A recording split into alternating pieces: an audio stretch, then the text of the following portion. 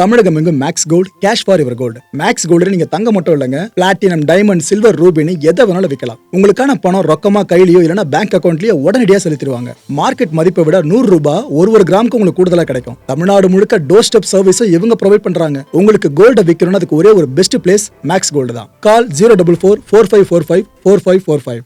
வணக்கம். Big topic with Karthik Maikumar. பல வருஷங்களா இருந்த ஒரு ஏக்கம் இருக்குல்ல, அதாவது அங்கங்கே நியூக்ளியர் பவர் பிளான்ட்டை கொண்டு வந்துட்டோம். அதுக்கப்புறம் அதுலேருந்து வெளியே வர்ற வேஸ்ட் இருக்குல்ல, அதை நாம் எப்படி சேஃப்கார்ட் பண்ணுறது? இதை பத்திரப்படுத்தி வைக்கிறதுக்கு எந்த ஒரு மெக்கானிசமும் இது வரைக்கும் இல்லை, மனுஷனால் கண்டுபிடிக்கப்படலை. ஆனால் இப்போ கண்டுபிடிச்சிட்டாங்க மக்களே. இது உங்களுக்கு சிம்பிளாக சொல்லி புரிய வைக்கணும்னா, நம்ம வீட்டில் தேங்குற குப்பைகள் இருக்குல்ல, அதை வீட்டுக்கு பின்னாடி குழி தோண்டி புதைச்சா அப்படி இருக்கும். அது போல் டெக்னாலஜி மூட்டை பூச்சியை கொள்ள நவீன இயந்திரம் மாதிரி தான் ஒரு விஷயத்தை பண்ணியிருக்காங்க. இப்போ இதை பற்றி தான் முழுக்க பார்க்க போகிற நிகழ்ச்சிக்குள்ள போகலாம்.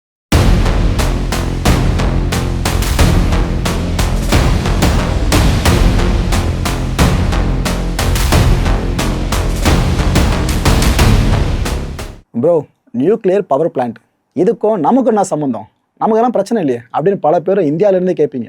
ஏன் தமிழ்நாட்டிலேருந்து பல பேரும் கேட்பீங்க.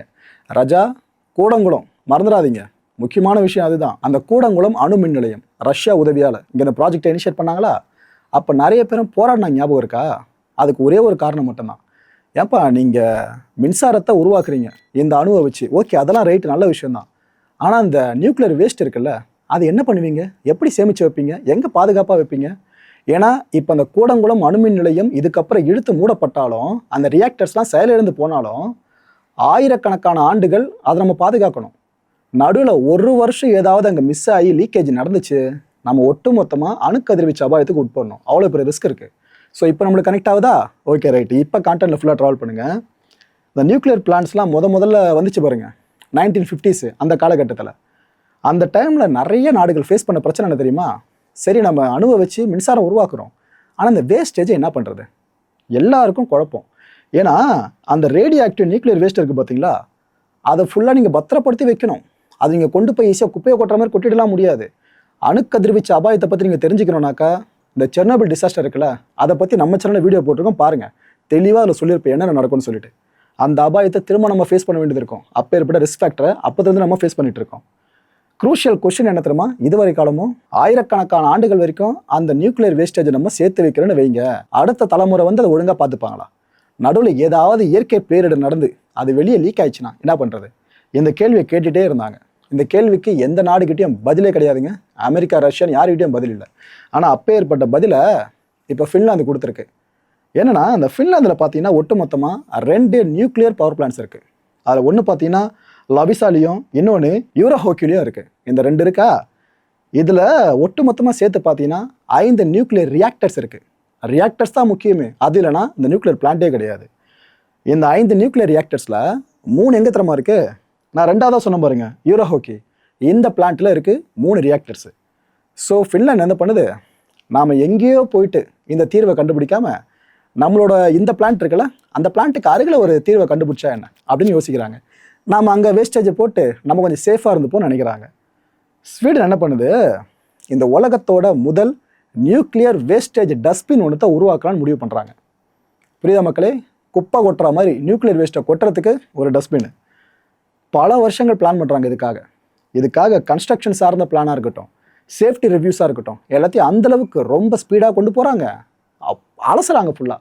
ஒரு சின்ன எரர் கூட வந்துடக்கூடாதுன்னு அவ்வளோ அலசுறாங்க. ஏன்னா ஒரு சின்ன எரர் போதும், ஒரு நாட்டை மட்டும் இல்லை, இந்த உலகம் முழுக்க ரேடியோ ஆக்டிவ் ஐசோடோப்பை எல்லாரும் சுவாசிக்கிற அளவு கொண்டு போய் விட்டுரும்.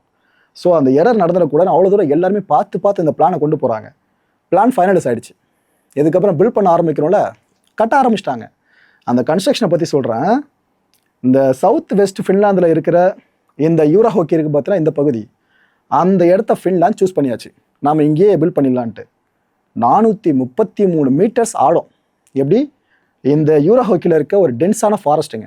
அங்கே பூமிக்கு அடியில் 433 மீட்டர்ஸ் ஆழம் தோண்டிட்டு அங்கே ஃபுல்லாக மேசிவான ஒரு அண்டர் கிரவுண்ட் ஃபெசிலிட்டியை கொண்டு வந்துட்டாங்க. வந்தாச்சு, எல்லாமே வரப்போகிறதுல வந்தாச்சு, ஃபெசிலிட்டியை கொண்டு வந்துட்டாங்க. அந்த ஃபெசிலிட்டிக்கு பேர் என்ன தெரியுமா? ஆன்காலோ. இதுதான் அந்த ஃபெசிலிட்டிக்கு பேர். இந்த ஆன்காலோ இருக்குது பார்த்தீங்களா, இதோட டீப் இன்சைடில் போய் பார்த்தீங்க அப்படின்னா 200 கோடி ஆண்டுகள் பழமையான இந்த ஓல்டு பெட்ராக்ஸ்ன்னு சொல்லுவாங்க பார்த்தீங்களா, அந்த பாறை எவ்வளோ திக்காக எவ்வளோ கோடி? 200 கோடி ஆண்டுகளுக்கு மேலே இருக்க பாறைகள். கிட்டத்தட்ட ஏஷியன் காலம் தான் தாண்டி எங்கேயோ போகிறது. அந்த ராக்ஸுக்கு இடையில தான் இந்த ஒன்காலாவை அவங்க கன்ஸ்ட்ரக்டே பண்ணியிருக்காங்க.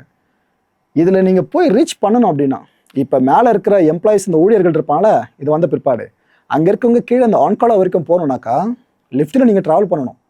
ட்ரெயினில் போகிறோம்ல, இப்படி இதை நீங்கள் இப்படி போனால் அப்படிங்க இருக்கும். அதுபோல் நீங்கள் ஆழமாக பூமி கீழே ட்ராவல் பண்ணி போகணும். அந்த பாட்டம் நீங்கள் போன பிற்பாடு பெரிய நெட்வொர்க் ஆஃப் டன்னல்ஸை காவ் பண்ணி வச்சுருப்பாங்க. ஃபுல்லாக அந்த பூமிக்கு அடியில் குடஞ்சி இந்த ஹமாஸ் சார்ந்து சில ஃபுட்டேஜஸ்லாம் ஐடிஎஃப் வெளியிடுவாங்களே, அப்போ பார்த்துருப்பீங்க எந்த அளவுக்கு டன்னலை பூமிக்கு அடியில் போட்டிருக்காங்க. அதே டன்னலை கற்பனை பண்ணிங்க, கிட்டத்தட்ட அப்படி தான் இருக்கும். அதை போல் டன்னலை உருவாக்கிட்டாங்க. நியூக்ளியர் வேஸ்ட் இருக்குது பார்த்தீங்களா, அதெல்லாம் இங்கே தான் சேகரிக்கப்பட்டு இருக்கு. ஆக்சுவலாக இந்த இடத்துல நீங்கள் சேகரிக்கிற அந்த நியூக்ளியர் வேஸ்ட் இருக்குல்ல, அது 1,00,000 வருஷங்கள் வரைக்கும் சேஃபாக இருக்கும்னு கேரண்டி கொடுக்குறாங்க. இப்போ ஒரு நியூக்ளியர் பவர் பிளான்ட்டில் அவங்க கரண்ட்டை ப்ரொடியூஸ் பண்ணிட்டு இருக்காங்க, பவரை ப்ரொடியூஸ் பண்ணிட்டு இருக்காங்க. அதுக்கப்புறம் வர்ற அந்த வேஸ்ட் இருக்குது பார்த்தீங்களா, இது என்ன தெரியுமா பண்ணுறாங்க? இந்த ஒரு ஆன்காலா இருக்குது பாருங்கள், இதுக்கு கீழே கொண்டு வந்துட்டு இது ஃபுல்லாக சீல் பண்ணிவிடுவாங்க. ஃபுல்லாக சீல் பண்ணி க்ளோஸ் பண்ணிவிடுவாங்க. அதை க்ளோஸ் பண்ணிவிட்டு இந்த துருவே பிடிக்காத அளவுக்கு இந்த காப்பர் கேனிஸ்டர்ஸ் இருக்குல்ல, அதுக்குள்ளே வச்சு தான் ஃபுல்லாக இதை ஸ்டோர் பண்ணி முடிச்சிடுவாங்க. அந்த கேனிஸ்டர்ஸ் இருக்குல்ல, அதில் என்ன பண்ணுவாங்கன்னா, ஹோல்ஸ் இருக்குது பாருங்கள், துளைகள், அதை போட ஆரம்பிச்சிருவாங்க. கேனிஸ்டர்ஸ் பேஸ் பண்ணி இல்லை, அதை லோ பண்ணுறதுக்காக அந்த துளைகளை கீழே ப்ளேஸ் பண்ணுவாங்க. ப்ளேஸ் பண்ணிவிட்டு அந்த பாறைகள் சொன்ன பார்த்தீங்களா, 200 கோடி ஆண்டுகள் பழமையான அந்த பாறைகள், அதில் ஃபுல்லாக ட்ரில் பண்ணி விட்ருவாங்க. ஹோல் எங்கே ப்ளேஸ் ஆக தெரியுதா, ட்ரில் பண்ணி விட்ருவாங்க. இதில் என்ன தெரியுமா ஐடியா?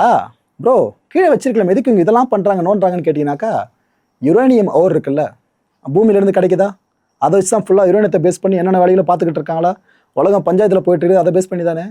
ஸோ அவங்க என்ன தெரியுமா பண்ணுறாங்க, கிட்டத்தட்ட ரீசைக்கிள் ப்ராசஸ் மாதிரி. எங்கேருந்து யுரேனியம் ஓர் கிடைக்குதோ அதிலே நாங்கள் விட்டுறோம்ப்பா, அந்த பாறை கீழே நாங்கள் போயிட்டோம் விட்டுறோம், ஒரு சில ஆண்டுகள் கழித்து சீல் பண்ண பிற்பாடு. அதுக்கப்புறம் என்ன ஆக போகுது, திரும்ப அந்த யுரேனியம் கிடைக்கலான்ற நம்பிக்கை. பார்த்தீங்களா கொடுமையை? Okay right. இந்த ஹோல்ஸ்லாம் இருக்குது பார்த்தீங்களா, இது எல்லாத்துலேயும் ஒரு அடிஷ்னல் ப்ரொடெக்ஷனுக்காக கிளே இருக்குல்ல, களிமண், அதை பயன்படுத்துகிறாங்க. இந்த பென்டானட் கிளேன்னு சொல்லுவாங்க, அதை பயன்படுத்துகிறாங்க ஆடட் ப்ரொடெக்ஷனுக்காக. ஒன்ஸ் இந்த டன்னல்லாம் ஃபுல்லான பிற்பாடு, அதான் கெப்பாசிட்டி வந்துடும் பாருங்க, இவ்வளோ தான் தாங்கும் அப்படின்னு இருக்கும். அது வரைக்கும் நியூக்ளியர் வேஸ்ட்லாம் அங்கே ஃபில் ஆன பிற்பாடு ஸ்டீல் ரீஇன்ஃபோர்ஸ்டு கான்க்ரீட் இருக்குல்ல, இதை வச்சு ஃபுல்லாக அதை க்ளோஸ் பண்ணி முடிச்சிருவாங்க. ஃபுல்லான விஷயம் கன்ஃபார்ம் ஆனதுக்கப்புறம் இந்த ஸ்டீல் அண்ட் கான்க்ரீட் ப்ரொசீஜர் இருக்குல்ல, பேஸ் பண்ணது இது நடந்து முடிஞ்சிருவாங்க. இது வரைக்கும் நான் சொன்னல, இதை வச்சு உங்கள் மனசில் என்ன தோணுது அதை இப்போ கனெக்ட் பண்ணி பாருங்கள். நிறைய என்விரான்மெண்டல் குரூப்ஸ்லாம் இருக்கோட உலகம் முழுக்க அவங்கள எதிர்ப்பு பதிவு பண்ண ஆரம்பிச்சிட்டாங்க.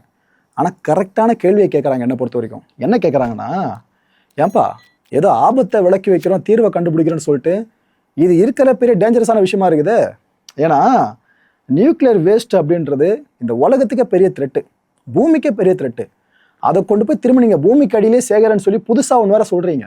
அப்படி சேர்த்துட்டே இருக்கீங்கன்னு வைங்க, நாளை பின்ன ஏதாவது இந்த ஜியோகிராஃபிக்கல் ஆக்டிவிட்டி நடந்துச்சுன்னா, இட் மீன்ஸ் பூகம்பம், நில அதிர்வுகளை வச்சுக்கோங்களா, நிலத்தட்டுகள் சார்ந்த பிளேஸ்மெண்ட் மாறுறது, இது போல் மாறுறப்ப அந்த ஸ்டோரேஜ் சிஸ்டம் பாதிப்புக்குள்ளாகுமா ஆகாதா? இதுக்கான பதிலை சொல்லிட்டு இந்த பிளான் அடுத்து நீங்கள் கொண்டு போங்கன்னு என்விரான்மெண்டல் குரூப்ஸ் எல்லாம் கேட்க ஆரம்பிச்சிட்டாங்க. சரி, இந்த ப்ராஜெக்டை இவ்வளோ தூரம் இனிஷியேட் பண்ணி கொண்டு போயிருக்கல ஃபின்லாந்து கவர்மெண்ட்டு, அப்போ உலக நாடுகள் எல்லாமே அவங்களோட நியூக்ளியர் வேஸ்ட்டை இங்கே கொண்டு வந்து வச்சிடலாமா? நம்ம கூடங்குளம் இருக்குல்ல, அது சார்ந்து கொண்டு போகலாமான்னு கேட்டிங்கன்னா, அங்கே தான் ட்விஸ்ட்டு. இவங்க எதுக்காக உலக நாடுகளுக்காக யோசிக்கணும், ஃபின்லாந்துக்கு மட்டும் தானே யோசிப்பாங்க. இந்த ஆன்காலோ இருக்குல்ல, இதோட ஒட்டுமொத்த கெப்பாசிட்டி 6500 டன்ஸ் ஆஃப் யுரேனியம். இவ்வளோ தான். இது நீங்கள் நம்பர்ஸில் பார்க்குறப்ப மேசிவான அளவுக்காக தெரியும், மேசிவ்லாம் கிடையாது. ஆக்சுவலாக 100 வருஷம் வரைக்கும் இந்த யுரேனியத்தை ஃபியூலாக பயன்படுத்திட்டு இருக்கோம் பார்த்தீங்களா, அந்த 100 வருஷம் பயன்படுற அந்த யுரேனியம் ஃபியூல் இருக்குது பாருங்கள், இதை மட்டும் தான் நீங்கள் 6500 டன்ஸாக இங்கே சேகரிக்க முடியும். அப்போ 101வது வருஷம் சார்ந்து அதுக்கப்புறம் பயன்படுத்துகிற வேஸ்ட்டு எங்கே போய் நிற்கும்? புரியுதா பிரச்சனை உங்களுக்கு? ஸோ ஃபின்லாந்துக்கு வேணால் அது ஓரளவுக்கு ஓகேன்ற மாதிரி, ஏன்னா 5 ரியாக்டர்ஸ் தான் இருக்குது அவங்ககிட்ட, அவங்க இது ஓகேன்னு பார்க்கலாம். ஸோ மற்ற நாடுகள்லாம் இங்கே கொண்டு வந்து அந்த நியூக்ளியர் குப்பையை கொட்டவே முடியாது, கொட்டினா பிரச்சனை எல்லாருக்கும் சேர்த்து தான் வரும். STUK, அதாவது finish radiation and nuclear safety authority, இவங்க மூலமாக தான் இந்த ப்ராஜெக்ட்டுக்கான ஃபைனல் அசஸ்மெண்ட் டெலிவர் பண்ணப்படும். எப்போ? இதுனா மாதம், ஜூன் மாதமா, இந்த மாதம் தான் அவங்களுக்கு ஓகேவா இல்லையான்ற முடிவு எடுத்துருவாங்க. எடுத்து முடித்த பிற்பாடு அப்ரூவல் கொடுத்துட்டாங்கன்னு வைங்க, இந்த ஆப்ரேட்டிங் லைசன்ஸ் இருக்குல்ல, அது கையில் வந்துடும். லைசன்ஸ் வந்துட்டா என்ன அர்த்தம்? ரைட்டை நம்ம வேலையை ஆரம்பிக்கலான்னு அர்த்தம். அதுக்கப்புறம் தான் உலகம் திரும்ப ஃபின்லாந்தை திரும்பி பார்க்கணும், என்னப்பா பண்ணுறாங்க இவங்க அப்படின்ட்டு.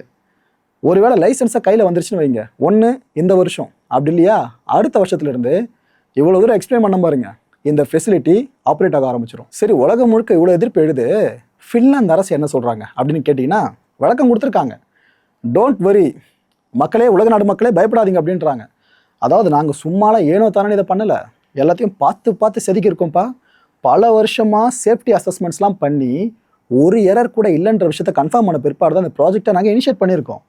ஸோ இந்த ரிவ்யூ நடந்துட்டு இருக்கும்போது ப்ரொடக்டிவான பாசிட்டிவ் ரிசல்ட்ஸு ப்ரொடியூஸ் பண்ணப்பட்டிருக்கு. அந்தளவுக்கு இது நல்ல ப்ராமிசிங்காக தான் இருக்குது. அதனால் யாரும் பயப்படாதீங்க. அதனால தான் நம்ம நாட்டு மக்களே இதுக்கு சப்போர்ட் பண்ணுறதா ஃபின்லாந்து அரசு சொல்லுது. என்ன ப்ரோ சொல்கிறீங்க? அவங்க நாட்டு மக்கள் சப்போர்ட் பண்ணுறாங்கன்னு கேட்டிங்கன்னா பண்ணுறாங்க. அதில் மறைக்கிறதுக்கு ஒன்றும் இல்லை, அந்த மக்களில் பெரும்பாலானவங்க பண்ணுறாங்க. ஆனால் அதில் எதுக்குறவங்களும் இருக்க தான் செய்கிறாங்க. அதையும் இங்கே சொல்லிடுறேன். மக்களை இந்த கான்டென்ட்டை பொறுத்தவரைக்கும் நாமெல்லாம் சிந்திக்க வேண்டிய ஒரே ஒரு விஷயம், ஃபின்லாந்து இந்த ப்ராஜெக்டில் மட்டும் ஜெயிச்சிருச்சுன்னு வைங்க, உலக நாடுகளுக்கு இது ஒரு பயணியராக மாறிடும், முன்னோடியாக மாறிடும். மற்ற நாடுகளும் ரைட்டு, இது நல்ல பிளான் மாதிரி தெரியுது, நம்மளும் பண்ணோன்னு ஆரம்பிச்சிருவாங்க.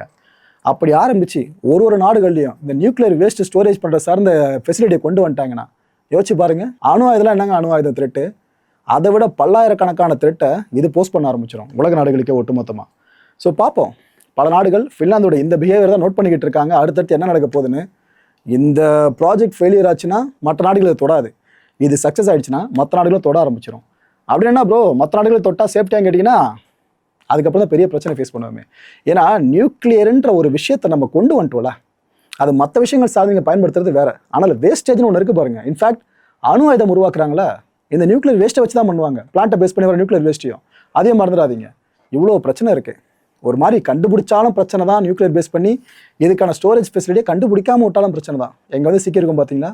அடுத்த நிகழ்ச்சியை சந்திக்கலாம். நன்றி, வணக்கம். தமிழகம் எங்கும் Max Gold, cash for your gold. Max Gold நீங்க தங்க மட்டும் இல்லைங்க, பிளாட்டினம், டைமண்ட், சில்வர், ரூபினி எதை வேணாலும் விற்கலாம். உங்களுக்கான பணம் ரொக்கமா கையிலயோ இல்லைன்னா பேங்க் அக்கௌண்ட்லயோ உடனடியாக செலுத்திடுவாங்க. மார்க்கெட் மதிப்பை விட 100 ரூபாய் ஒரு கிராமுக்கு உங்களுக்கு கூடுதலாக கிடைக்கும். தமிழ்நாடு முழுக்க டோர் ஸ்டெப் சர்வீஸும் இவங்க ப்ரொவைட் பண்றாங்க. உங்களுக்கு கோல்டை விற்கணும்னு அதுக்கு ஒரே ஒரு பெஸ்ட் பிளேஸ் மேக்ஸ் கோல்டு தான். கால் 04445454545. என் அன்பார்ந்த மாயம் ஸ்டுடியோஸ் நேயர்களே, மாயம் பக்தின்னு ஆன்மீகத்துக்காக பிரத்யேகமாக ஒரு சேனலை கொண்டு வந்திருக்கோம்.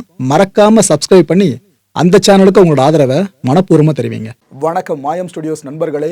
மாயம் ட்ரெண்ட்ஸ் அப்படின்ற ஒரு புதிய ஃபேஸ்புக் பேஜை ஓப்பன் பண்ணியிருக்கோம்.